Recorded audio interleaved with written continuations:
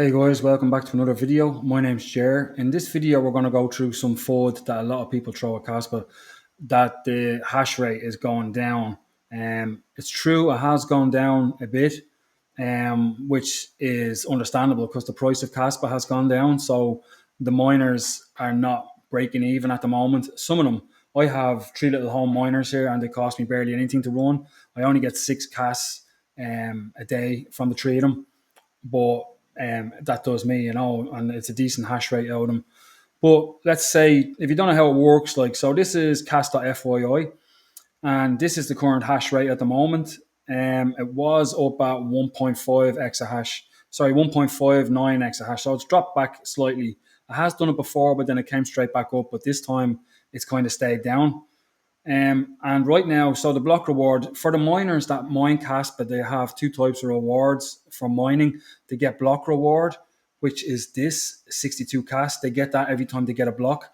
Plus, they get whatever transaction fees are inside for the transactions.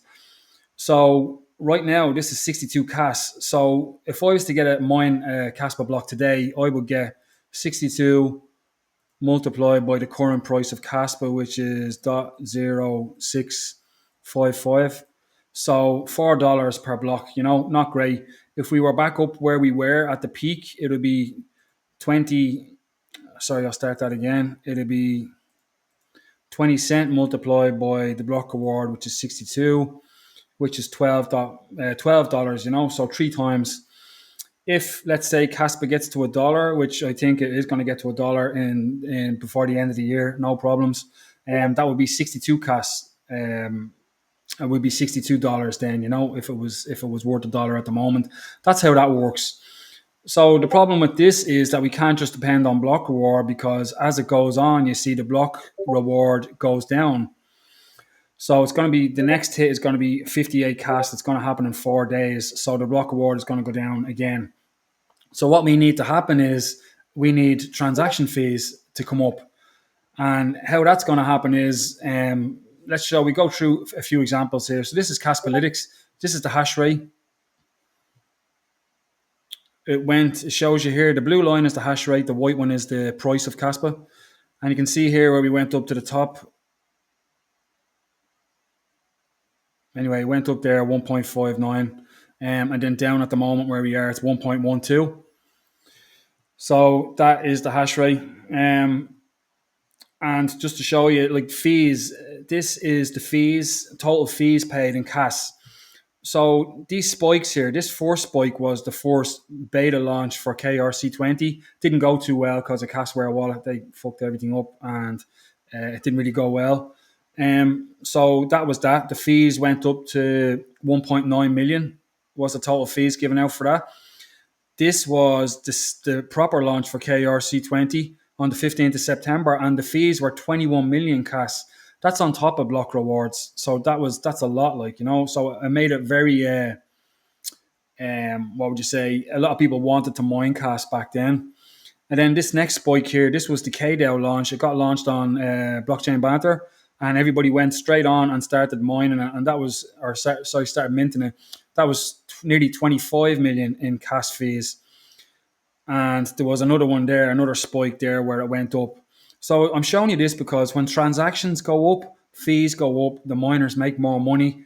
We need miners to keep the network secure, decentralized, and that's how it works. So what is going to happen is, I'll show you this first. This is Cappool. This is my little home miners. These are my payouts. You can see every couple of days or every day I get about 8 Kas, 6 Kas. It's usually around 6 Kas. You can see here, because of transaction fees, it went up to 15 Kas there. And there was a 30 there somewhere. I can't see it at the moment, but yeah, there you go, 37 Kas. So that was because of transaction fees, how much it jumped. It went up like 6 times just because of transaction fees. So that's what we need to keep miners happy and keep that hash rate up. Now, the hash rate at the moment is 1.2 exahash. And Kaspa is 3 years old. When Bitcoin was 3 years old, the hash rate was 25 terahash. So if you put that in now, so Kaspa at the moment after 3 years is 1.2 million terahash, and Bitcoin after 3 years was 25 terahash. So Kaspa's hash rate at the moment is 48,000 times bigger than Bitcoin was when Bitcoin was 3 years after it got launched, which is understandable because the technology has moved on. Bitcoin was launched in 2009, so the technology has come on a lot, and a lot more people know what mining is now, and they're mining to make money. Whereas back in the day, Bitcoin was kind of a novelty. People did it as a hobby, and they just thought it was cool. Didn't know much about it. But nowadays, there's a lot of miners out there, and they understand a lot more about it. So the other thing that is going to happen that's going to help transaction fees as well is we have smart contracts coming out. So at the moment, there's not much that can be built on Kaspa. There's only KRC20, KRC721. We could have stable coins built straight on Kaspa with KRC20, but I think the majority of the stable coins like Tether and all that, they want to use some cross-chain thing. So it has to be on smart contracts. So smart contracts, we have them coming out. We have the KEF are launching EVM smart contracts.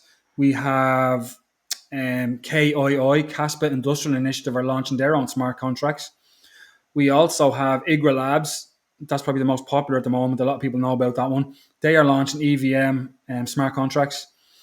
And there is another one at the moment. Oh yeah, Sparkle, which is being developed by the Kaspa core dev aspect. So you have all these, but the difference is between, let's say, smart contracts on Ethereum and smart contracts on Kaspa is Kaspa's base layer is going to be going to 10 blocks per second, which is up to 5,000 transactions per second. It's going to be really fast. Ethereum can't do that. So Ethereum has a layer 2, but all the transactions are processed on the layer 2. They don't go down to the base layer because it's too slow. It can't handle them. So it's all done on the layer 2, which is centralized and all this kind of stuff. So on Kaspa, because the base layer is so fast, they're going to do this thing called base rollups, where when we use IGRA Labs or we use KII or we use whatever, all the transactions will go down to the base layer to be sequenced, and the miners will get the fees from that, which doesn't happen on other chains because they're too slow. But on Kaspa, that will be able to happen. So the miners will get all the fees off that. So and plus because the smart contracts are going to be, or the layer 2s are going to be EVM, it's basically they can copy and paste any of the projects, and the devs can, any of the projects off Ethereum and copy and paste them over straight onto Kaspa. And so that's the question. Why would they keep using Ethereum when the fees are so high and it's so slow? They can roll back transactions when they want. It's more centralized when they can use Kaspa. That's decentralized, cheap, robust, and super fast. So I think eventually when smart contracts come out, slowly but surely, everybody is going to move over to Kaspa. Like when Solana came out, people moved from Ethereum to Solana, but now we have Kaspa, which is even cheaper again.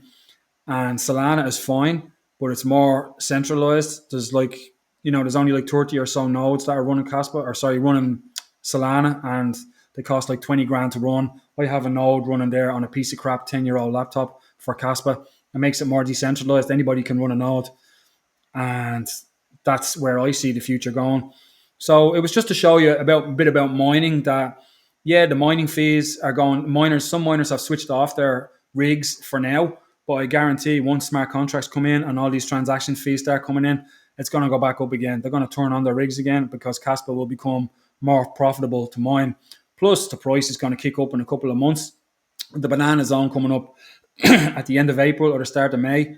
And M2 money supply is starting to go up now. I think that in the next couple of months, we're going to see a change and the price is going to go back up and go way past our all-time previous high for Kaspa. That's the end of the video. I hope you found it helpful. If you did, please give me a like, give me a subscribe, and I'll bring you more of these videos in the future. Thanks for watching. Slán.